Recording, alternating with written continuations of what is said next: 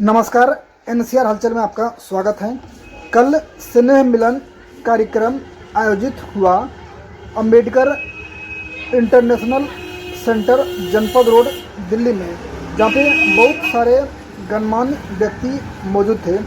उसी बीच में मुख्य अतिथि के रूप में केंद्रीय मंत्री जेपी नड्डा जी आए और उन्होंने एक एक करके बिहार वासियों को संबोधित किया और सारे उन्होंने पोल पट्टी खोल के रख दिया पिछले जो सरकार थी।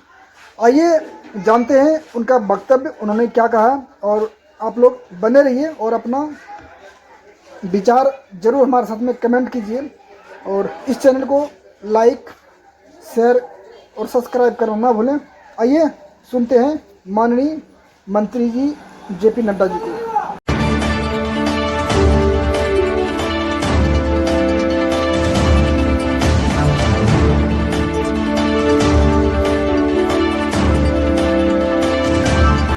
इतनी बड़ी संख्या में आए हुए सज्जनों और मीडिया के मेरे साथी, प्रिंट मीडिया, इलेक्ट्रॉनिक मीडिया के मेरे साथी, सबसे पहले तो आप सबको बिहार दिवस के शुभ अवसर पर आप सबको बहुत बहुत शुभकामनाएं, बहुत बहुत बधाई। मैं संतोष ओझा जी के माध्यम से पूर्वांचल प्रकोष्ठ को भी, पूर्वांचल मोर्चा को भी इस कार्यक्रम के आयोजन के लिए और इस कार्यक्रम के सफल आयोजन के लिए आपको बहुत बहुत शुभकामनाएं, बहुत बहुत बधाई। मैं आप सबको एक विशेष बात के लिए भी बहुत बहुत धन्यवाद देना चाहता हूं कि अभी अभी विधानसभा के दिल्ली के चुनाव हुए और यहाँ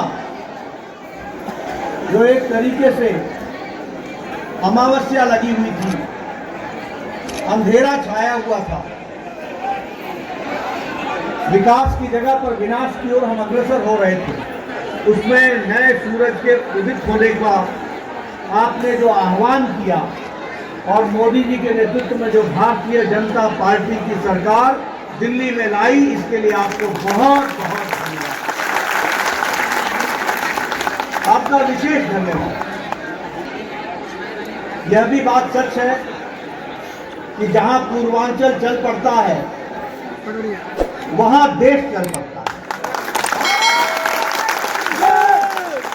और ये कहने के लिए नहीं कह रहा, इतिहास इस बात का गवाह है। चाणक्य की भूमि जहां हमने नीति को सीखा, उसकी भूमि बिहार है। और वर्तमान काल में भी अगर हम देखें तो गांधी जी का भी आंदोलन, चंपारण और जयप्रकाश नारायण का आंदोलन भी बिहार की धरती से है। इसलिए बिहार का एक विशेष महत्व है और हम सब लोगों को यह भी याद होना चाहिए, ध्यान होना चाहिए कि विश्व को प्रजातंत्र देने का तंत्र अगर कहीं विकसित हुआ तो वह भी बिहार की धरती है। बिहार का एक अपना गौरव है, एक तेजस्विता, एक कर्मशीलता के साथ खड़ा होने की ताकत है। आज की बात नहीं करना, नालंदा के बात कीजिए, ये प्रसिद्ध विश्वविद्यालय बिहार की धरती पर विद्यमान थे और नहीं सिर्फ देश के लोग वहां अपनी विद्या ग्रहण करने आते थे, बल्कि दुनिया के लोग आया करते थे। इस बात के लिए यह प्रदेश में रहा। गौतम बुद्ध को ज्ञान बिहार की धरती पर हुआ, बोध गया उसे हम कहते हैं। सम्राट अशोक ने अगर अहिंसा का पाठ सीखा और अहिंसा की तरफ चलने का अगर मन बनाया तो वह भी कहीं और नहीं था, वो बिहार की धरती। मां जानकी, वाल्मीकि जी, महर्षि विश्वामित्र, कोकिल विद्यापति जी, हमारे महान नीतिज्ञ चाणक्य और गणितज्ञ आर्यभट्ट, ये सब बिहार की धरती के उपज है। ये हमारी ताकत है, जिस ताकत ने हमको नहीं सिर्फ देश में स्थापित किया बल्कि दुनिया में स्थापित किया। आपको दुनिया के हर कोने में कहीं भी आप जाइए तो आपको मैथिली बोलने वाला, मगही बोलने वाला, भोजपुरी बोलने वाला मिल जाएगा। और इसलिए एक अजब तेजस्विता, चमक, एक आगे बढ़ने की ललक और उसके साथ साथ अपने काम को ईमानदारी से निभाते हुए आगे बढ़ने की जो हमने ताकत बिहार के लोगों में देखी है, वह बहुत ही सराहनीय है। हमें यह भी नहीं भूलना चाहिए कि 8वीं शेड्यूल में मैथिली भाषा को लाने वाले और कोई नहीं थे, भारत के प्रधानमंत्री अटल बिहारी वाजपेयी। इसलिए जो सामर्थ्य है, और मेरा तो भावनात्मक संबंध बिहार के साथ, जब मैं भावनात्मक संबंध कहता हूं और मुझसे कुछ लोग बोलते हैं तो मैं हमेशा कहता हूं कि जीवन में कोई भी व्यक्ति अपनी शैशव अवस्था भूल नहीं सकता। जीवन में कोई भी व्यक्ति अपने बचपन को भूल नहीं सकता, और वो भूल नहीं सकता कि किन लोगों ने उसको गढ़ा, बढ़ाया, आगे समझाया और उसके विचारधारा को परिष्कृत किया। तो इसलिए भावनात्मक रूप से मैं बिहार से इसलिए जुड़ा हूं क्योंकि मेरा परवरिश, मेरा बचपन, मेरा पढ़ाई, मेरी परवरिश और उसके साथ साथ परिष्कृत होने का काम वो बिहार में हुआ।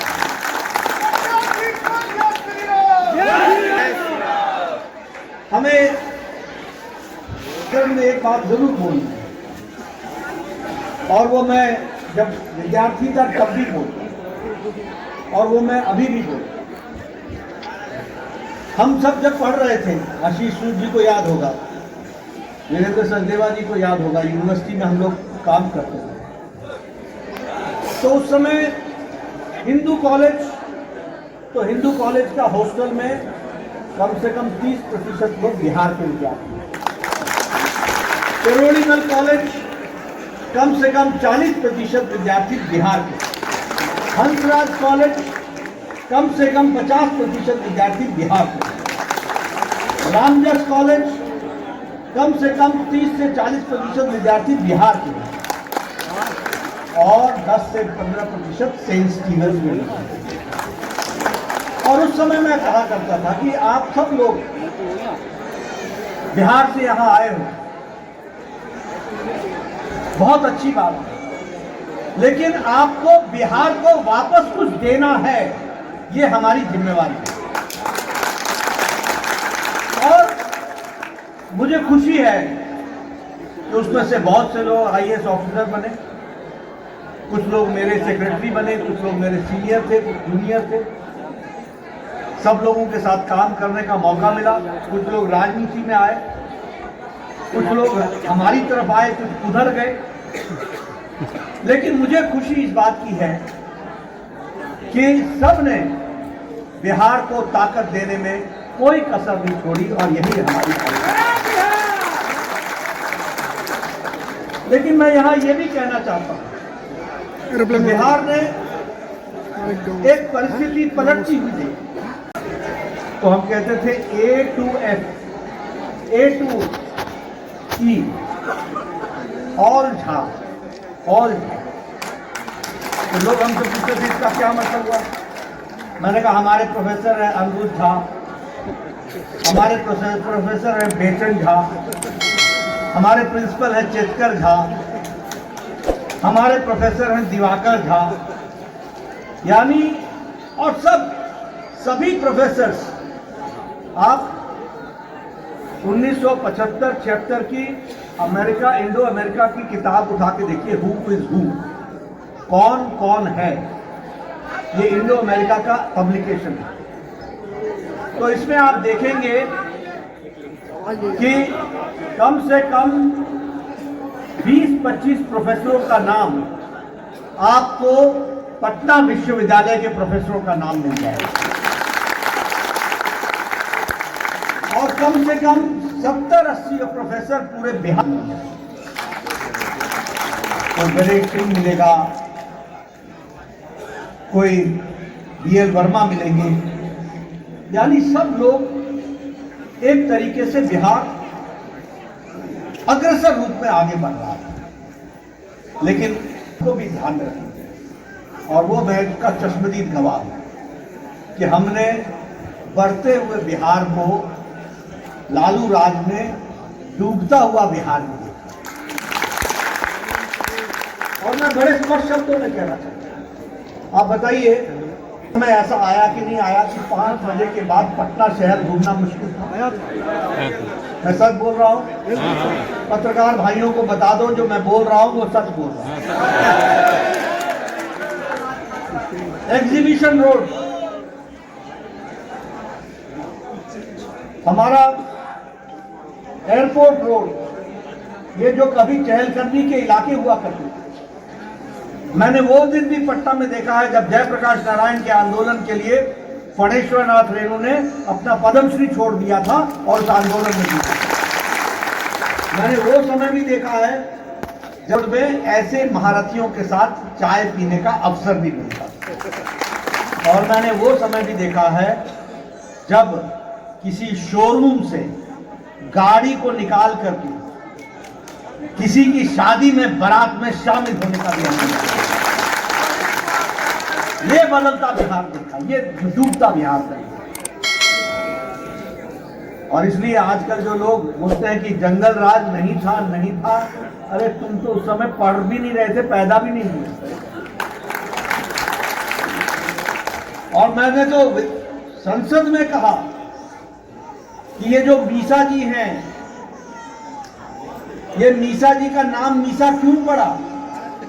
क्योंकि लालू जी जेल में थे जब ये पैदा हुई। और मीसा का मतलब होता है maintenance of internal security act.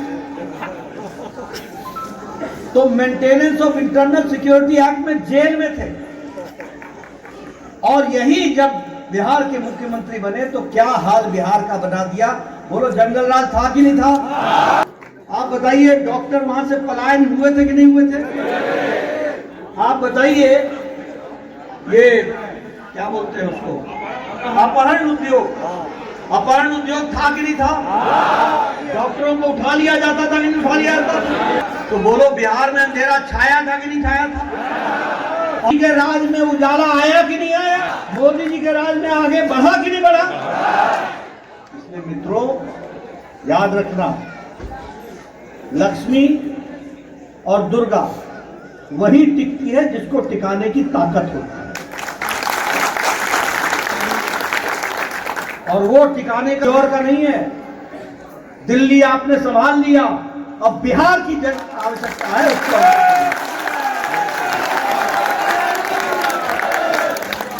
Delhi के लिए धन्यवाद और बिहार की ओर कूच करो, ये मैं जरूर कहूंगा क्योंकि वहां उसी तरीके के लोग खड़े, उसी तरीके के लोग खड़े। आपके सामने मैं गंगा किनारे रहा करता था। 1971 में मेरी उम्र 11 साल थी और मैंने अपने सामने गांधी सेतु के एक एक पौवे को निकलते हुए देखा है, गंगा के पौवे, एक एक पौवे। और 1971 में से पौवा निकलना शुरू हुआ और वो बनना शुरू हुआ। बनने की तैयारी में 85 क्रॉस कर गया, 1985 क्रॉस कर गया, आधा बना, ये स्थिति थी। ठेकेदार एक बार नहीं कई बार छोड़ के गया। लेकिन आज आप बिहार को देखो तो आपको बिहार बनता हुआ बिहार दिखेगा। मैरीन ड्राइव दिखता है आपको, मैरीन ड्राइव। मैं ठीक बोल रहा हूँ कि नहीं बोल रहा हूँ? आप लोग तो नहीं है कि मैरीन ड्राइव कहाँ है? आपने देखा है ना गंगा किनारे किस तरीके से बन करके तैयार हुआ।